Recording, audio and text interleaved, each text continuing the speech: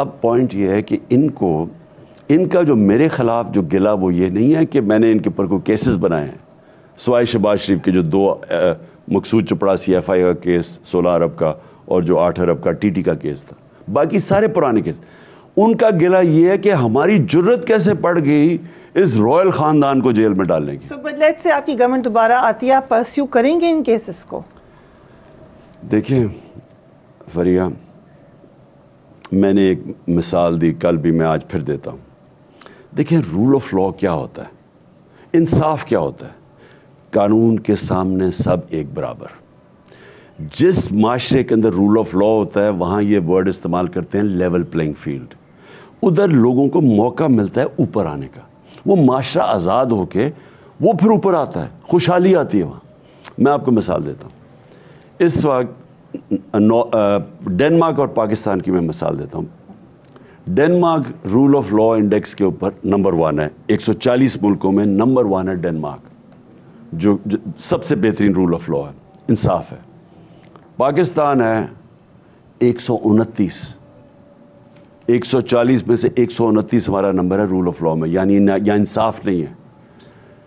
Denmark, اور کیونکہ role of لا ہے وہ کرپشن انڈیکس میں بھی نمبر 1 ہے، یعنی سب سے کم کرپشن 180 ملکوں میں ڈنمارک میں ہے. اور پاکستان 180 میں سے 140 نمبر ہے پاکستان کا کرپشن میں. لیکن جو سب سے امپورٹنٹ چیز یہ ہے کہ پاکستان کی اوسط آمدنی $1,600 ہے. ڈنمارک کی اوسط آمدنی $66,600 ہے. سوچ لیں کہ جب آپ کے ملک میں قانون اور انصاف ہوتا ہے وہ خوشحال ہوتا ہے، جب نہیں ہوتا. ہمارے ڈنمارک سے بہت زیادہ وسائل ہیں، ہم غریب ترین ہیں. رول آف لا آپ کو اس ملک میں امپوز کرنا پڑے گا. اگر پاکستان کو اب بچانا ہے نا، اب ہم نے جس دلدل میں یہ پھنس گئے ہیں، ہم تو اب پھنس گئے ہیں، ہمارے پاس تو راستہ ہی کوئی نہیں ہے. تو اکانومی بھی ٹھیک کرنی ہے، پہلے رول آف لا یعنی انصاف کا قانون رائج کرنا پڑے گا. قانون کے نیچے سارے طاقتور کو لانا پڑے گا. لاسٹ ٹائم آپ نے کہا کہ آپ کا اختیار نہیں تھا اکاؤنٹیبلٹی پہ، اس دفعہ کوئی تبدیلی کریں گے کہ آپ کا اختیار ہو سکے؟ لاسٹ ٹائم تو ایک تو کولیشن گورنمنٹ تھی، اور مجھے لگتا ہے انہوں نے جان کے مینیپولیٹ کیا تھا، ہماری سیٹیں کم کروائی تھی تاکہ ہم مرون منتوں ان کے. اب تو ہم جب ریورس انجینئرنگ میں تو اب ہم پتہ چل گیا نا کہ کیا کیا ہوا ہے. اب تو پتہ کہ ہر جگہ انہوں نے کمزور کرنے کی، جنرل باجوہ کی پوری سازش تھی کہ ہم کمزور رہیں، سازشیں ہو رہی تھی. اب دیکھیں نا ہمیں سارا میڈیا میں اٹیک کر رہا ہے. ہم حیران کہ ہم ابھی تو نئے آئے ہیں. تو یہ بھی پورا پلان تھا کہ میڈیا اب کدھر گیا میڈیا جی؟ اب تو میڈیا میں ہم شکل ہی نہیں دکھا سکتے. اب کدھر گئی انڈیپینڈنس آف میڈیا؟ ہم جب کہتے تھے اس طرح اٹیک ہے، غلیظ قسم کے اٹیکس آ رہے تھے جو یہاں تو میڈیا آزاد ہے، تو اب کدھر گیا میڈیا؟ اب تو کال کر کے 2 چینلز جو ہمیں دکھاتی تھیں ان کو بھی کال کر کے ان کو بند کروا دیا تاکہ، اور اب سوشل میڈیا کے پیچھے پڑ گئے ہیں تاکہ اگر چینل ہم بھی دکھا دیتے ہیں. ہاں آپ کا آتا تھا اور ایک کیپٹل 4، اچھا ان کے اوپر پریشر ڈالا ہوا کہ ان کو نہ دکھاؤ. سوشل میڈیا جس پہ ہم جس کے ذریعے اپنے آپ کو اپنی پوائنٹ آف ویو آگے لے گا، اب اس کے پیچھے پڑ گیا. ہمارے سوشل میڈیا کے لوگوں کا اغوا کیا جا رہا ہے. تو اب تو سمجھ آ گئی نا ہمیں کہ ہمارے زمانے میں جب یہ سارا کچھ ہو رہا تھا، میڈیا اتنی سی $2 مہنگا ہوتا تھا، سارے میڈیا چینل شور مچا دیتے، پیٹرول بم آ گیا. اور تو اب کدھر گئے وہ سارے؟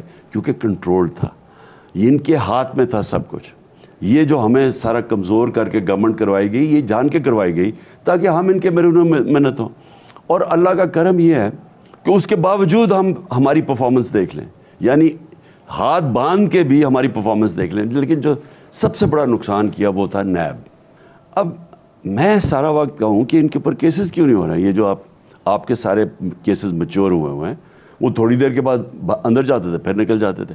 ہر قسم کا بہانہ مارا گیا. تو کس طرح آپ کیا تبدیلی لائیں گے؟ اکاؤنٹیبلٹی میں کیا تبدیلی لائیں گے؟ کیا آپ اسٹیبلشمنٹ اور جوڈیشری میں بھی چاہیں گے کہ کوئی تبدیلی آئے if you become prime minister? Pakistan جدھر اب پہنچ گیا نا فریہ، یہاں بہت بڑی ریفارم کی ضرورت ہے. اس وقت میں کیوں کہتا ہوں کہ الیکشنز ہونے چاہیے؟ کیونکہ نہیں تو ہم تو نیچے ہی ڈوب رہے ہیں نا، ہر روز حالات نیچے. آٹے کی لائنوں پہ بیچارے، کبھی ہمارے زندگی میں تو ایسے نہیں ہوا کہ لوگ مر رہے ہیں آٹے کی لائن میں. مہنگائی اتنی ہو گئی ہے، بیچارہ تنخواہ دار طبقہ اب سروائیو بھی نہیں کر سکتا. آپ کے بینک کے اندر سال پہلے اگر 100 روپیہ تھا تو آج اس کی ورتھ رہ گئی ہے 65 روپے. یعنی آپ 35% آپ کی سارا کچھ جو آپ کی بائنگ پاور ہے وہ کم ہوگی. تو پہلے ہی مشکل تھا لوگوں کے لیے تنخواہ میں گزارا کرنا. اب سوچیں ہمارے تنخواہ دار لوگوں کے اوپر کیا گزر رہی ہے. تو ایک طرف برے حالات ہیں, دوسری طرف نکلنا کیسے ہے؟ نکلنا تو تب ہے جب کہ پولیٹیکل سٹیبلٹی آئے گی. پولیٹیکل سٹیبلٹی آئے گی الیکشن سے. الیکشن جب ایک پارٹی کو مینڈیٹ دیں گے 5 سال کا اور اس کے ساتھ قوم کا کانفیڈنس ہوگا, پھر وہ بڑے بڑے فیصلے کرے گی, وہ سرجری کرے گی, وہ پھر ریفارمز کرے گی, وہ ریسٹرکچر کرے گی اکانومی. وہ سب سے پہلے رول آف لا اس ملک کے اندر امپوز کرے گی, جس میں جوڈیشل ریفارمز کی ضرورت ہے, گورننس ریفارمز کی ضرورت ہے. دیکھیں ریفارمز کے بغیر اب اکانومی جو ہوتی ہے نا وہ ایک پورے ایکو سسٹم کے بیچ میں فنکشن کرتی ہے. اب آپ یہ نہیں کر سکتے کہ کوئی اکنامک پالیسی آئے اور وہ ملک اٹھ جائے لیکن باقی آپ کا گورننس سسٹم بھی ٹھیک نہ ہو, انویسٹمنٹ کے لیے کلائمیٹ بھی نہ ہو, آپ کی اتنی زیادہ کرپشن اس لیول کی ہو کہ کوئی انویسٹ ہی نہ کرے پاکستان میں. تو خان صاحب یہ نہیں ہو سکتا کہ سب بیٹھ جائیں؟ آج بھی آپ نے اسٹیٹمنٹ دیا بیٹھنے کے حوالے سے کہ آپ کی ٹیم بیٹھ سکتی ہے, لیکن کیا پھر ضرورت نہیں ہے کہ بیٹھ کے ایک لاہ عمل بنا لیا جائے, ٹروتھ اینڈ ریکنسیلیشن بنا لیں؟ کیونکہ یہ تو پھر راؤنڈ گھومتے رہیں گے, وہ آئیں گے آپ کے خلاف مقدمے کریں گے, آپ آئیں گے ان کے خلاف. ان کو چھوڑیں, وہ کیا کریں گے, وہ تو ان کا تو نمبر 1 پوائنٹ ایجنڈا ہے, پیسہ پہلے چوری کرو پھر این آر او لو اور پھر این آر او کو بچاؤ. ان کا تو سمپل ہے, ان کا اور کوئی انٹرسٹ نہیں ہے. دیکھیں نواز شریف کا مجھے بتائیں پاکستان میں انٹرسٹ کیا ہے؟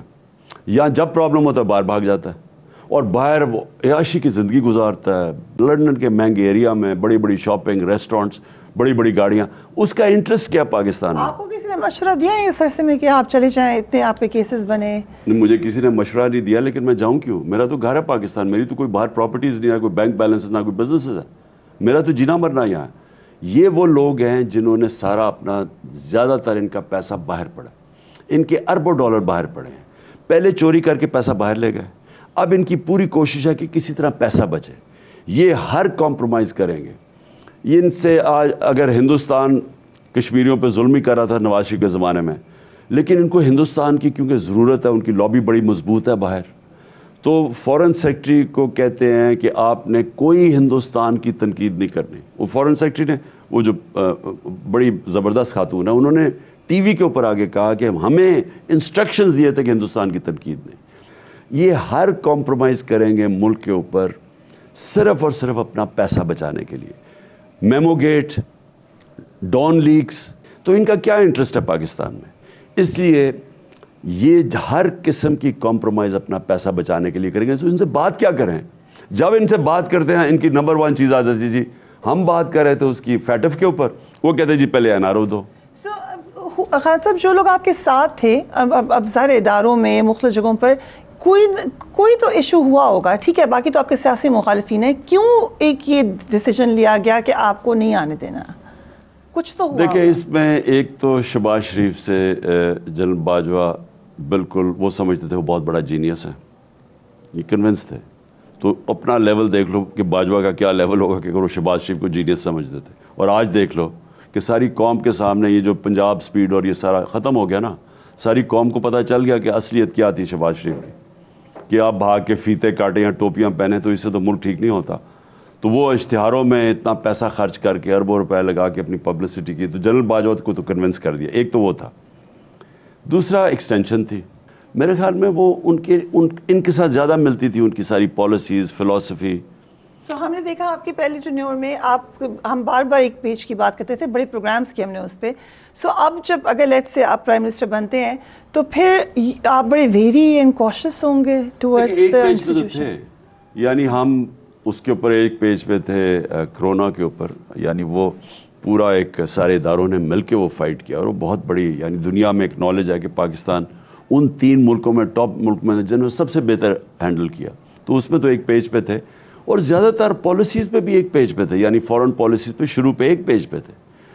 یہ آخری 6 مہینے میں کچھ چینج آیا, وہ جو مجھے وہ اب حسین حقانی کی یا جو پیپرز نے ریویل کیا ہے کہ یہ ہائر کیا حسین حقانی کو, تو وہ کوئی چینج تب آیا ہے. تب فورن پالیسی میں بھی ایک دم چینج ہو گئے. ہمارا تھا کہ نیوٹرل رہے ہم جنگ کے اندر, یہ یوکرین اور رشیا کی وہ ساری فورن آفس سب کا یہ فیلنگ تھی. یہ ایک دم ان کو ہو گیا کہ ہمیں ان کو کنڈیم کرنا چاہیے روس کو. کوئی سمجھ نہیں آئی کہ آخری 6-7 مہینے میں. اس سے پہلے ہماری فورن پالیسی بیسکلی ہمارا سوائے احتساب کے اوپر جو یہ کانسٹنٹلی کہہ رہے تھے کہ احتساب چھوڑو, اور یہ ایکسٹینشن کے بعد ان کی چینج آیا, اس سے پہلے نہیں کہتے تھے. ایکسٹینشن کے بعد انہوں نے کہا کہ احتساب السلام علیکم, آپ دیکھ رہے ہیں Pakistan politics official channel. Thank you for watching the video. اگر آپ کو ویڈیو پسند آئی ہو, ویڈیو کو لائک کریں, کامنٹ کریں اور شیئر کریں, اور ساتھ میں چینل کو سبسکرائب کریں اور پریس دا بیل آئیکن.